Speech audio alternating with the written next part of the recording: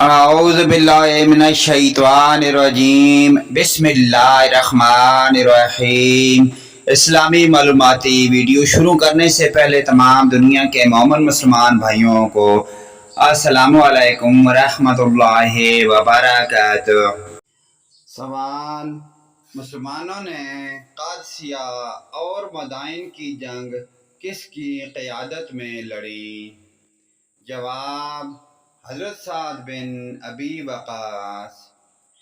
سوال: جنگ قادسیہ میں مرنے والے مسلمانوں اور ایرانی فوج کی تعداد کیا تھی؟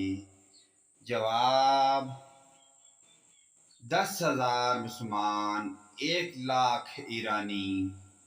سوال ہے: جنگ قادسیہ کتنے روز تک لڑی گئی؟ جواب: 4 روز تک۔ سوال: جنگ یرموک کب اور کس کی سرپرستی میں لڑی گئی؟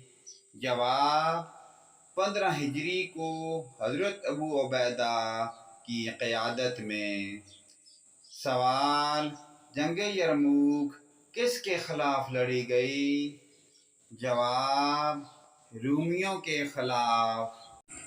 پیارے دوستو، ان پیاری دینی معلومات کو آگے اپنے دوست، رشتہ داروں، عزیز و اقارب، اپنے والدین اور تمام مومن مسلمان بھائیوں کے ساتھ شیئر لازمی کریں۔ اللہ پاک کی ذات ہمیں ان دینی معلومات پر عمل کی توفیق عطا فرمائے۔ ویڈیو اچھی لگے لائک، کمنٹ اور شیئر کریں، آمین۔